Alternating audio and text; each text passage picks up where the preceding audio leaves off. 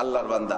তো উনি বলছেন তওবা করে। আমি ওনার থেকে তওবা শিখেছি। রাতের বেলায় বিছানায় যখন শোয় তখন একবার, এবং ঘরের থেকে সকালবেলা যখন বের হয় গুনাহ থেকে তওবার সিস্টেমটা আমি তার থেকে শিখেছি।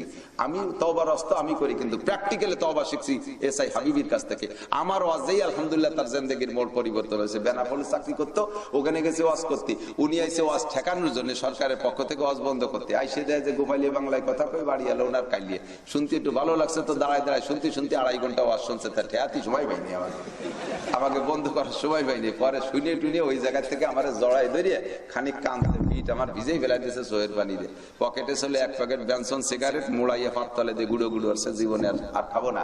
আজ 5 বছর আগে তওবা করছে, এখনো সিগারেটে হাত দেয় নাই, এবং সকল অপকর্ম থেকে অন্যায় তওবা করছে। কালকেও আমার সাথে কথা হয়েছে। উনি বলেন, হুজুর আমি তওবা কেমন করছি, যার থেকে তওবা করছি তাতে আর হাত দেই নেই। আমার সিস্টেমটা হলো রাতের বেলা শোয়ার সময় মোমবাতি জ্বালাই, মোমবাতি জ্বালাইয়া ওই মোম দিয়ে জিব্বেরে সেক দেই, যতক্ষণ জিব্বে সয়। যখন অসহ্য হয়ে যায় তখন জিব্বেরে কই, জিব্বা তুমি যদি দুনিয়ার মোমের আগুন সহ্য করতে না পারো, তাহলে জাহান্নামের আগুন কি করে তুমি জিব্বে সহ্য করবা?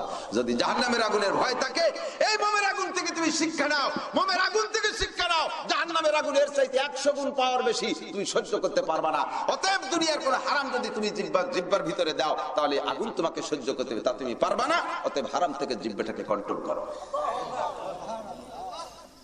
সকালবেলা বেরোনোর সময় 2 হাতে আমি আগুনের শেখা নেই, মোমবাতি জ্বালায় 2 হাতে 2টা মোমবাতির সামনে হাত দুটোরে লাগাইয়া দেই, যতক্ষণ পর্যন্ত ধৈর্য কুলায় লাগাই রাখি। যখন অধৈর্য হয়ে আসে তখন হাতরে বুঝাই, ও হাত, জাহান্নামের আগুন কিন্তু এর চাইতে 100 গুণ বেশি পাওয়ারওয়ালা। এ হাত, তুমি জাহান্নামের আগুন যদি সহ্য করে হিম্মত রাখো, তাহলে এই মোমের আগুন থেকে, সেখান থেকে তুমি শিক্ষা নাও। নিশ্চয়ই তুমি মোমের আগুন সহ্য করতে পারো না, জাহান্নামের আগুন সহ্য করতে পারবা না রে হাত। অতএব জাহান্নামের আগুন সহ্য করতে পারবা না, যেহেতু তুমি এই হাত দিয়ে দুনিয়ার হারাম টাকায় হাত দিয়ে হাতরে জাহান্নামী বানাইও না। আরো অঙ্গ, যে সকল অঙ্গগুলো গুনাহ করে, সব অঙ্গরে আমি এই মোমের আগুন দিয়ে শেখা দেই। শেখ সাদি রহমাতুল্লাহ আলাইহি বলেন, আমি যখন যুবক, আমার আব্বা মৃত্যু শয্যায় শায়িত, আব্বার হুঁশ থাকতে থাকতে আমাকে ডাইকে একটা ওয়াজ করলেন, পেদার চৌদাওরে উমরাস মুনকাজি গাছ, পেদার চৌদাওরে উমরাস মুনকাজি গাছ, মুরাই এক নসিহত কর দো বগজাজ, কে শাহওয়াত আতিশ আজওয়ায়ে বেপরহেজ, বখুদবার আতিশে দোজখ মাকুনতেজ, দরা আতিশ নাদারি তাকতে সুজ, বাসবরা বেবরিয়াত জানিম রোজ। আমাকে আমার আব্বা জান বলে, ও সাদি, যৌবন বড় মারাত্মক আগুন। এ সাদি, মনে রাখবি, যৌবন বড় মারাত্মক আগুন। এই আগুনে যদি দুনিয়ায় তুই নামিস, এই যৌবনের আগুনের ভিতরে যদি তুই দুনিয়ায় নামিস, তাহলে এই আগুনের ভিতরে তোরে টেনে নেবে জাহান্নামের আগুনে। সাদি রে, তুই মনে রাখিস, জাহান্নামের আগুন সহ্য করতে পারবি না। সুতরাং বাসাবরা বেবরিয়াতে জানিম রোজ, যৌবনের আগুনকে ধৈর্যের পানি দিয়ে ঠান্ডা কর। যৌবনের আগুনকে ধৈর্যের পানি দিয়ে ঠান্ডা কর, তাহলে জাহান্নামের আগুনের মধ্যে পোড়া লাগবে না। আমি হাবিব দারোগা, ওরে জাহান্নামের আগুন সহ্য করতে পারবো না। জিহ্বার আমি পরীক্ষা করাই, হাতরে আমি পরীক্ষা করাই, অঙ্গ প্রত্যঙ্গের আমি পরীক্ষা করাই, মোমের আগুন জ্বালাইয়া। ও দোস্ত, এর কারণে আমার তওবা করা সম্ভব হয়েছে। আমার ঘরের ভিতরে যদি একটা সুন্দরী নারী উলাঙ্গা হয়ে শুয়ে থাকে, আমি নামাজে দাঁড়াবো তো নামাজের মধ্যেই চলতে থাকবে। আমি ওই নারীর দিকে খেয়াল করবো না, কারণ আমার নফসরে, আমার কলবরে আমি মোমের আগুন দিয়ে শেখা দিছি। এ যুবক, যদি পরকালে শান্তি পাইতে চাস, আল্লাহর নবীর হাতের হাউজে কাউসার যদি হাতে নিয়ে মুখে পান করতে চাস, আর নবী পাকের সুপারিশ নিয়ে যদি জান্নাতে যাইতে চাও, শোনা লক্ষ্মী, এক্ষুনি তুমি পাক্কা একটা ঈমান আল্লাহকে দাও, আল্লাহর প্রতি ভয় আনো। আল্লাহ পাক বলেন, ওয়ালাউ আন্না আহলাল কুরা আমানু ওয়াত্তাকাউ লা ফাতাহনা আলাইহিম বারাকাতিম মিনাস সামাই ওয়াল আরদ। যদি তুমি আমারে ঈমান দাও, আমারে যদি তুমি তাকওয়া দাও আর ভয় দাও, আমি আল্লাহর প্রতি ভয় প্রমাণ করতে পারো, আমি আল্লাহ তোমার কাছে ওয়াদা করলাম, আসমান থেকে শান্তি, জমিন থেকে বরকত, আসমান থেকে রহমত, জমিন থেকে বরকত, বাতাসের মধ্যে শান্তি, পানির মধ্যে শান্তি। এ তোর সামাজিক ভাবে শান্তি দেব, তোর পারিবারিক ভাবে সুখ শান্তি দেব, শারীরিক ভাবে সুখ শান্তি দেব, সামাজিক ভাবে মর্যাদা বাড়াইয়া দেব, রাজনৈতিক অঙ্গনে তোরে রোজানা রোজ তারাক্কি দেব, উন্নতি দেব। তুই যে জায়গা যাবি সেই জায়গা শান্তি পাবি। শান্তির গোলাঘর আমি আল্লাহর হাতে। শান্তি পাইতে হলে 3টে কথা। 1 নম্বরে নেতা হইতে হবে ভালো মানুষ, 2 নম্বরে আগ্নি আগনিয়াকুম সুমুহাকুম, তোমাদের দেশের ধনীরা হবে দানবীর, নিজে নিজে মোটা মোটা টাকা কামাই করে 10 তলা 20 তলা এখানে ইন্ডাস্ট্রিজ কলকারখানা, ওখানে ওখানে ব্যবসা বাণিজ্য ক্ষেত্র তৈরি করতেছে। দেশের মানুষ কত অভাবে পড়ে আছে, কত গরিব হালাতে আছে, ঘর নাই, বাড়ি নাই, পেটে ভাত নাই, পাছায় কাপড় নাই, সেই সকল গরিবদের দিকে লক্ষ্য করে না। যদি এরকম না হয়, আগনিয়াকুম সুমুহাকুম, ধনীরা যদি হয় দানবীর, ওয়া উমুরুকুম শুরা বাইনাকুম, তোমাদের প্রত্যেকটা কাজ যদি পরামর্শ সাপেক্ষে হয়, একেবারে সংসার থেকে সংসার, মহল্লা, পাড়া, ওয়ার্ড, ইউনিয়ন, থানা, জেলা, বিভাগ, রাষ্ট্র, সব ক্ষেত্রে যদি সব দলকে নিয়ে পরামর্শ করে দেশ চালাও, রাষ্ট্র চালাও, সংসার চালাও, সমাজ চালাও, তাহলে তোমাদের উপরে আল্লাহ নবী বলেন এমন একটা প্রশান্তি আসমান থেকে আল্লাহ নাজিল করবে, তোমাদের মরার চাইতে বেঁচে থাকার মধ্যে, তখন তোমাদের মরার চাইতে বেঁচে থাকা ভালো হবে। মরার চাইতে বেঁচে থাকার জন্য আল্লাহর কাছে দোয়া করতে পারো, ধরে নাও দুনিয়া তোমাদের জন্য সাময়িক জান্নাত। পক্ষান্তরে যদি তুমি এই তিনটে কাজ না করো, তখন তোমার উপরে গজব আসবে। আল্লাহ নবী বলেন ইজা কানা উমারাকুম শিরারাকুম, যখন তোমাদের নেতারা হবে খারাপ, নেতা নামাজ পড়ে না, নেতা লুচ্চা, নেতা বেনামাজি, নেতা মদ খায়, নেতা গাঁজা খায়, নেতা টোন মারে, নেতা মন মারে, নেতা রাস্তা মারে, খাল মারে, বিজিএফ কার্ড মারে, পঙ্গু ভাতা মারে, করুণা ভাতা মাইরা খায়, এমন যদি হয় তোমাদের নেতা, ইজা কানা উমারাকুম শিরারাকুম, নেতা ঘরে থাকে না, অন্যত্র রাত কাটায়, দিন কাটায়, সুদে কারবারের সমর্থন করে, দুর্নীতিবাজ নেতা, অন্য দল মিথ্যে মালি মামলা করে, মিথ্যে পাল্টির সহযোগিতা করে, গ্রামের দেশের ভিতরে পেশাপেশি বাধাই দেয়, খুনোখুনি বাধাইয়া দেয়, এইরকম যদি হয় তোমাদের নেতা, শান্তি তোমাদের হবে না, কোনোদিন শান্তি তোমাদের হবে না। ইজা কানা উমারাকুম শিরারাকুম, নেতা যদি হয় খারাপ, ওয়া আগনিয়াকুম বুকালাকুম, দেশের ধনী মানুষ যদি হয় কৃপণ, গরিবদের দিকে লক্ষ্য করে না, খালি নিজেই বড় হয়, নিজেই বড় হয়। আগনিয়াকুম বুকালাকুম, 3 নম্বরে উমুরুকুম ইলা লিসাইকুম, সংসার থেকে সংসদ পর্যন্ত, এদিক তাকান, সংসার থেকে সংসদ পর্যন্ত সর্বক্ষেত্রে মাতুব্বারি করে বউ মহিলা, সর্বক্ষেত্রে মাতবার হয়ে যায় মহিলা। আপনাদের কাছে যদি এ জায়গা আমি আজকে কয়টা টাকা চাই যে এই মহিলা মাদ্রাসায় কয়টা টাকা দেন, বহুত মুরব্বী আছে, বহুত বাইরা আছে, বোর কাছে না শুনে টাকা কয়টা দেওয়ার কায়দা নেই, ডলির মার কাছে না শুনে কওয়ার কায়দা নেই। ডলির মারে বানাইছে কেশিয়ার, ডলির মারা শুনি আবার আমার পর রাগ আসছে, এই হুজুর আবার কইতে নিয়েছে, কামাই করব আমি, আর দান করতে সময় বোর কাছে শোনা লাগবে আমি কিসির বেটা মানুষ, আমার ইনকাম আমি খরচ করব, বউ বাচ্চার প্রয়োজন মিটানোর পরে যেটা থাকবে সেটা কেশিয়ার আমি নিজেই, কথা বলেন ঠিক ঠিক না? এর অ্যাকাউন্টস আমার কাছেই থাকবে, আমার ইচ্ছে মতো মসজিদে দেবো, মাদ্রাসায় দেবো, দান করবো, খয়রাত করবো, যাকে যেমন দেওয়া দরকার তারে সেরকম দেবো। সর্বক্ষেত্রে মাতবাড়ি যদি বোর কাছে ছাড়িয়ে দাও মুসলমান, পুরুষ মানুষ হইয়া, তখন নবী বলেন ফাবাতানুল আরদে খায়রুম মিন জারিয়া, তুই মর বা মরা সৃষ্টার, তোর বাইসে তার কোনো দরকারই নাই, হিজির পিঠা মানুষ, শান্তি তোর দুনিয়ায় শেষ। আছে না নাই এই সমস্যা? কথা বলেন আছে? এই মুসলমান নিজের ঐতিহ্য নিজে রক্ষা করে, হ্যাঁ নারীদের অধিকার আছে, নারীদের অধিকার নেই তা না, পারিবারিক ভাবে মেয়েদেরকে একটা স্বাধীনতা দিয়ে রাখতে হয়, ভিতরে সমস্ত মাতবাড়ি তার কাছে, সাংসারিক পরিচালনার দায়িত্ব তার কাছে, এবং পরামর্শ করে কাজ করবেন, স্ত্রীদেরকে পরামর্শের ভিতরে রাখবেন, স্ত্রীর সাথে পরামর্শ করবেন, বিনা পরামর্শ করলে তার মন খারাপ হবে, যেটা প্রথমেই বলেছি, যখন মশওয়ারা করে, হুজুর বলেন যে প্রত্যেকটা কাজ যখন মশওয়ারা করে, মশওয়ারা করবেন কার সাথে? আপনি হবেন মশওয়ারার সভাপতি, ডিক্লার দেনেওয়ালা আপনি হবেন, আর স্ত্রীর থেকে পরামর্শ নেবেন, ছেলের থেকে পরামর্শ নেবেন, মেয়ের থেকে পরামর্শ নেবেন, সব কাজ পরামর্শ সাপেক্ষে করেন। সে জায়গায় আপনি পরামর্শ না করে কোনো কিছু করলে আবার ফাসাদ সৃষ্টি হবে, পরামর্শ করেন। তবে এমন নয় যে সে জায়গা কোনো পরামর্শের ডিক্লার দেনেওয়ালা স্ত্রীরে বাড়াবেন না, বাইরে মিটিংই বসছে, কথা টাইটকে গেছে, ঘরের মধ্যে দৌড়ে যায়, রাহ দেই ডলির মার কাছে শুনিয়েছে। এই বোর কাছে মিটিংয়ের কাছ থেকে বুদ্ধি নিয়ে যদি মাতুব্বারি, অমন মাতুব্বারি না হইয়া গলায় কচু গাছের সাথে, পাবলিকই কয়টা যে কচু গাছের সাথে গলায় ধরি নি আমার, ও না কইলো আল্লাহ নবী কয় ফাবাতানুল আরদে খায়রুম মিন জাহরিয়া, তোমার বেঁচে থাকার চাইতে মরার ভিতরে মঙ্গল বেশি। তুমি সেই মুহূর্তে মনে করো যে আমি ইনভ্যালিড, আমি কিচ্ছুই না, আমি জিরো হয়ে গেছি, ঠিক না? ঠিক না?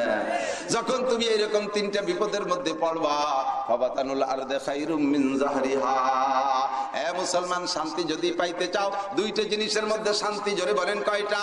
2 জিনিসের মধ্যে শান্তি আল্লাহ বলেছেন ওয়ালাউ আন্না আহলাল কুরা আমানু ওয়াত্তাকাউ, যদি দুনিয়ার মানুষ ঈমানদার হয়, যুবক আমার দিক তাকা, আল্লাহর নবী বলেন যদি দুনিয়ায়, আল্লাহ পাক বলেন যদি দুনিয়ায় শান্তি পাইতে চাও, আমার নবী বলেছেন তিনটা, আমি বলে দিলাম দুইটা, এই পাঁচটাকে মেনে চলো। এই দুইটার মধ্যেও তিনটা আছে। আল্লাহর নবী, আল্লাহ পাক বলেন ইজা ওয়ালাউ আন্না আহলাল কুরা আমানু, যদি দুনিয়ার মানুষ ঈমানদার হয়, ঈমানদার হয়, জোরে বলেন কি হয়? ঈমানদার হয়। ঈমানদার মানে কি? আল্লাহ বিশ্বাসী, আল্লাহ আছে, জোরে কার আছে? আখিরাত আছে, কবর আযাব আছে, কবরে শান্তি আছে, ফুলসিরাত আছে, মিজান আছে, হিসাব দেওয়া লাগবে, জান্নাত আছে, জাহান্নাম আছে, মুনকার নাকির আছে, কিরামান কাতিবিন আছে, জোরে বলেন আছে না নাই? এই কথাগুলি যেই লোকটা বিশ্বাস করে, ওই লোকটার আল্লাহর প্রতি গভীর ভয় সৃষ্টি হয়। আরে সুবহানাল্লাহ, সর্বনাশ, আমি যা করি সবই তো আল্লাহ দেখতেছেন। কিরামান কাতিবিন ইয়ালামুনা মা তাফআলুন, সম্মানিত ফেরেশতারা কাঁধে বসে লেখে, মা ইয়ালফিযু মিন কওলিন ইল্লা লাদাইহি রাকীবুন আতীদ। দুইজন ফেরেশতা দুই দিক দিয়ে আমার দিকে দোস্ত সিসি ক্যামেরা ফিট করে বসে আছে, আর কম্পিউটার নিয়ে ক্যামেরা নিয়ে বসে আছে। মা ইয়ালফিযু মিন কওলিন ইল্লা লাদাইহি রাকীবুন আতীদ, গোয়েন্দা ফেরেশতা সঙ্গে সঙ্গে আছে, আমার যা কিছু হইতেছে সব তারা লিখে ফেলতেছে। এমন ভয় প্রত্যেকের অন্তরে থাকা দরকার, তার নাম হলো তাকওয়া। তার নাম কি? তাকওয়া। আল্লাহ বলেন যদি তুমি ঈমানদার হও আর তোমার মধ্যে ভয় থাকে, তাহলে বান্দা তুমি কোনো প্রকার অন্যায় করতে পারবা না, আর কোনো ইবাদত ছাড়তে পারবা না। যেই ব্যক্তির অন্তরে ভয়, আমার দিক থেকে যার অন্তরে ভয় আছে, যে আখিরাতকে বিশ্বাস করে, আল্লাহকে ভয় পায়, সে কখনো নামাজ ছাড়তে পারে না। একজন আমারে কইতেছে, ভাই আল্লাহরে তো পূর্ণ বিশ্বাস করি, কত যে ভয়, কিন্তু চাইরি ওয়াক্ত নামাজ ঠিক মতো পড়ি, ফজরের নামাজটা যে ভর্তি করি না, ফজরের নামাজ জামাতে ভর্তি হবে না, আল্লাহর এবার জম্মের ভয় পায়। আমি কইলাম, ভাই যদি তুমি এদিক আমার দিক তাকার, যদি তোমারে বলা হয় যে চেয়ারম্যান সাহেব শেষ রাত্রি ফজরের নামাজ জামাতের সাথে পড়লে ওই মসজিদে 1 লক্ষ টাকা দেবে, চেয়ারম্যান সাহেব 1 লক্ষ টাকা দেবে ফজরের নামাজ জামাতে পড়লে, এই যদি ঘোষণা দেয়, তাহলে তুমি রাত 4টায়ও যদি ঘুমাও তবুও জাস্ট টাইম উঠে ফজর পড়তে পারবা। কথা কন? ওর ফজরের নামাজ মিস হবে? যদি বলা হয় যে চেয়ারম্যান সাহেব ফজরের নামাজ পড়লে তোমারে 1 লক্ষ টাকা দেবে, যে কয় মুসল্লি পড়বে 1 লাখ করে টাকা দেবে, এই লোকটা যদি রাত 4টায়ও বিছানে শোয়, ওর কি ফজরের নামাজ মিস হবে? বরঞ্চ চেয়ারম্যান সাহেব যদি ঘোষণা দেয় যে এই 1 লাখ টাকা নীতি হলে শীতের রাত্রে 3 বার সাবান দিয়ে গোসল করবি, গা মুছতে পারবি না, ওই পানি গায়ে শুকোবে, আবার গোসল করবি, এরপরে খালি একটা লুঙ্গি পরে আমার কাছে আসবি, তাহলে 1 লাখ টাকা দেব, তাও কেউ মিস করবে না। এই মহল্লায় একটাও বেনামাজি থাকবে? তাহলে ওই চেয়ারম্যান সাহেবের বক্তব্য আর 1 লাখ টাকার লোভ, এর প্রতি যতটুকু তোমার বিশ্বাস আছে মুহাম্মদুর রাসূলুল্লাহ এবং আল্লাহর বাণীর উপরে তোমার অতখানি বিশ্বাস এখনো হয় নাই, বিধায় তোমার ফজরের নামাজ ছুটে যায়। এর কারণেই তোমার জোহর ছুটে যায়। আমি আর বেশি বলতে চাই না। আমার এক পুলিশ ভাই আছে, নাম তার, আমি বলে দে, উনি আমার বলতে কইছে যে হুজুর যদি আইসে যে আমার নামটা কইয়েন। পুলিশ মানুষ তো মনে একটা শখ আছে। এই বছর পুলিশরা আমাদের এই করোনার কারণে বহুত ডিউটি করছে, খুব পরিশ্রম করছে, করোনার রোগী নিয়ে করছে না? আল্লাহ পুলিশ ভাইদেরকে সুস্থ রাখুক, বলেন আমিন। যারা জীবনে পুলিশের কাছে একবার বাড়ি দুড়ি খাইছে, ওরা পুলিশ সই দেখতে পারে না, কিন্তু পুলিশ যে কত মেহনত করে তা আমি জানি। শীতের রাত আমরা গাড়ির মধ্যে বসে কনকনায় কাঁপতেছি, সেই রাত্রে বিশ্ব রোডে দেখি তারা আগুন জ্বালাই আমাদেরকে পাহারা দিচ্ছে, রাস্তা পাহারা দিচ্ছে। এই ডিউটি কি পরিশ্রম তারা করে, আল্লাহ তাদেরকে সুস্থ রাখুক। এই করোনা কালে যেই সকল পুলিশরা করোনার রোগী নিয়ে সবচেয়ে বেশি ডিউটি করছে, তার একটা জরিপ হয়েছে বাংলাদেশ সবচেয়ে বেশি কে করছে। আমি যেটা শুনেছি ওনার কাছ থেকে শুনেছি যে হুজুর এ ব্যাপারে মাননীয় প্রধানমন্ত্রী আমাকে পুরস্কৃত করবেন বলে ঢাকায় ডাকছেন, আমি ফার্স্ট হইতে পারছি, আমি প্রথম স্থান অধিকার করছি।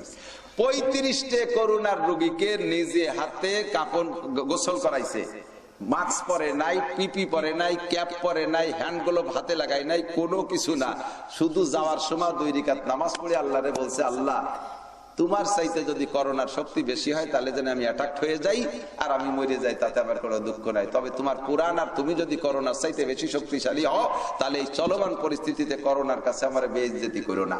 আমি চলে গেলাম তোমার রোগীর ফরজে কেফা আদায় করতে। ওর মাও ফেলাইতে হয়েছিল, ওর বাপ ফেলাইতে হয়ে গেছে, ভাই বোন সবাই ফেলাইতে হয়েছিল। ও কি দুনিয়াতে পয়সিয়ে গন্ধ করবে নাকি? দেশটাকে নষ্ট করবে? আমি যাচ্ছি তোমার ফরজে কেফা আদায় করার জন্য। তুমি যদি সত্য হও, তুমি যদি করোনা চাইতে শক্তিশালী, আমার বেইজ্জতি করো না। 35টে রোগীকে নিজে হাতে ধুয়ে মুছে গোসল টোসল করাইয়া দাফন পর্যন্ত কমপ্লিট করছে। একদিন তার হাসিও দেয় নাই, কাশিও দেয় নাই। এখনই ফোন করবো যদি মিথ্যে কথা বলে থাকি, মেহেরপুর থানা সদরে আছে, মেহেরপুরের সেকেন্ড অফিসার, আমার সাথে প্রত্যেকদিন 2-1 কথা হয়, আল্লাহর বান্দা। তো উনি বলছেন তওবা করে। আমি উনার থেকে তওবা শিখেছি। রাতের বেলায় বিছানায় যখন শোয় তখন একবার, এবং ঘরের থেকে সকালবেলা যখন বের হয় গুনার থেকে তওবার সিস্টেমটা আমি তার থেকে শিখেছি। আমি তওবার রাস্তা আমি করি, কিন্তু প্র্যাকটিক্যালি তওবা শিখছি এসআই হাবিবির কাছ থেকে। আমার ওয়াজেই আলহামদুলিল্লাহ তার জিন্দেগির মোড় পরিবর্তন হয়েছে। বেনাপোলে চাকরি করতো, ওখানে গেছে ওয়াজ করতে, উনি আইসে ওয়াজ ঠেকানোর জন্য সরকারের পক্ষ থেকে ওয়াজ বন্ধ করতে। আইসে দেয় যে গোপালী বাংলায় কথা কই, বাড়ি এলো ওনার কাইলিয়ে শুনতে একটু ভালো লাগছে, তো দাঁড়ায় শুনতে 2.5 ঘন্টা ওয়াজ শুনছে। তার ঠেয়াতি সময় পাইনি, আমাকে বন্ধ করার সময় পাইনি। পরে শুনে টুনে ওই জায়গা থেকে আমার জড়াই ধরিয়ে খানিক কাঁদতে, পিঠ আমার ভিজেই ফেলাই দিয়েছে সোহের পানি দিয়ে। পকেটে চলে 1 প্যাকেট বেনসন সিগারেট মুড়াইয়া পাত তলে দিয়ে গুঁড়ো গুঁড়ো আসছে, জীবনে আর খাবো না।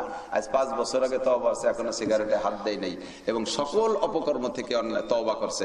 কালকেও আমার সাথে কথা হয়েছে, উনি বলেন হুজুর আমি তওবা কেমন করছি, যার থেকে তওবা করছি তাতে আর হাত দেই নাই। আমার সিস্টেমটা হলো রাতের বেলা শোয়ার সময় মোমবাতি জ্বালাই, মোমবাতি জ্বালাইয়া ওই মোম দিয়ে জিব্বেরে সেক দেই, যতক্ষণ জিব্বে সয়। যখন অসহ্য হয়ে যায় তখন জিব্বেরে কই, জিব্বা তুমি যদি দুনিয়ার মোমের আগুন সহ্য করতে না পারো, তাহলে জাহান্নামের আগুন কি করে তুমি জিব্বে সহ্য করবা? যদি জাহান্নামের আগুনের ভয় থাকে, এই মোমের আগুন থেকে তুমি শিক্ষা নাও, মোমের আগুন থেকে শিক্ষা নাও। জাহান্নামের আগুনের চাইতে 100 গুণ পাওয়ার বেশি তুমি সহ্য করতে পারবা না। অতএব দুনিয়ার কোন হারাম যদি তুমি জিব্বার ভিতরে দাও, তাহলে আগুন তোমাকে সহ্য করতে হবে, তা তুমি পারবা না। অতএব হারাম থেকে জিব্বাটাকে কন্ট্রোল করো। সকালবেলা বেরোনোর সময় 2 হাতে আমি আগুনের শেখা নেই, মোমবাতি জ্বালায় 2 হাতে 2টা মোমবাতির সামনে হাত দুটোরে লাগাইয়া দেই, যতক্ষণ পর্যন্ত ধৈর্য কুলায় লাগাই রাখি। যখন অধৈর্য হয়ে আসে তখন হাতরে বুঝাই, ও হাত, জাহান্নামের আগুন কিন্তু এর চাইতে 100 গুণ বেশি পাওয়ার ওয়ালা। এ হাত, তুমি জাহান্নামের আগুন যদি সহ্য করে হিম্মত রাখো, তাহলে এই মোমের আগুন থেকে, সেখান থেকে তুমি শিক্ষা নাও। নিশ্চয়ই তুমি মোমের আগুন সহ্য করতে পারো না, জাহান্নামের আগুনও সহ্য করতে পারবা না রে হাত। অতএব জাহান্নামের আগুন সহ্য করতে পারবা না, যেহেতু তুমি এই হাত দিয়ে দুনিয়ার হারাম টাকায় হাত দিয়ে হাতরে জাহান্নামী বানাইও না। আরো অঙ্গ, যে সকল অঙ্গগুলো গুনাহ করে সব অঙ্গরে আমি এই মোমের আগুন দিয়ে ছেকা দেই।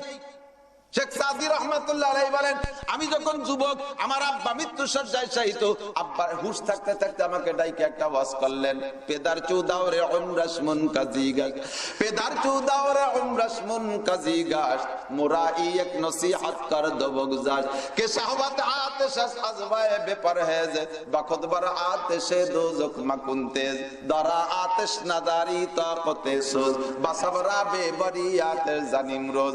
আমাকে আমার আব্বা জান বলে, ও সাদি, যৌবন বড় মারাত্মক আগুন। এ সাদি মনে রাখবি, যৌবন বড় মারাত্মক আগুন। এই আগুনে যদি দুনিয়ায় তুই নামিস, এই যৌবনের আগুনের ভিতরে যদি তুই দুনিয়ায় নামিস, তাহলে এই আগুনের ভিতরে তোরা টেনে নেবে জাহান্নামের আগুনে। সাদি রে, তুই মনে রাখিস, জাহান্নামের আগুন সহ্য করতে পারবি না। সুতরাং বাসাবরা বেবরিয়াতে জানিম রোজ, যৌবনের আগুনকে ধৈর্যের পানি দিয়ে ঠান্ডা কর। যৌবনের আগুনকে ধৈর্যের পানি দিয়ে ঠান্ডা কর, তাহলে জাহান্নামের আগুনের মধ্যে পোড়া লাগবে না। আমি হাবিব দারোগা, ওরে জাহান্নামের আগুন সহ্য করতে পারবো না। জিহ্বার আমি পরীক্ষা করাই, হাতরে আমি পরীক্ষা করাই, অঙ্গ প্রত্যঙ্গের আমি পরীক্ষা করাই, মোমের আগুন জ্বালাইয়া। ও দোস্ত, এর কারণে আমার তওবা করা সম্ভব হয়েছে। আমার ঘরের ভিতরে যদি একটা সুন্দরী নারী উলাঙ্গা হয়ে শুয়ে থাকে, আমি নামাজে দাঁড়াবো তো নামাজের মধ্যেই চলতে থাকবে, আমি ওই নারীর দিকে খেয়াল করব না, কারণ আমার নফসরে, আমার কলবরে আমি মোমের আগুন দিয়ে ছেকা দিছি।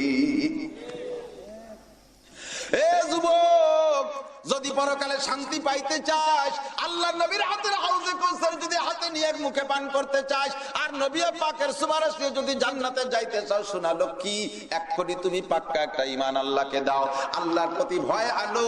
আল্লাহ পাক বলেন, ওয়ালাউ আন্না আহলাল কুরা আমানু ওয়াত্তাকাউ লাফাতাহনা আলাইহিম বারাকাতিম মিনাস সামাই ওয়াল আরদ।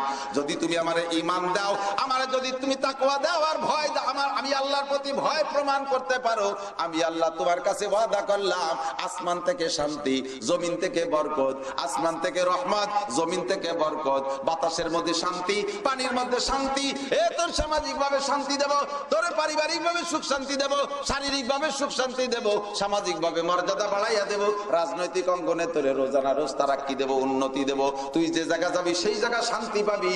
শান্তির গোলাঘর আমি আল্লাহর হাতে।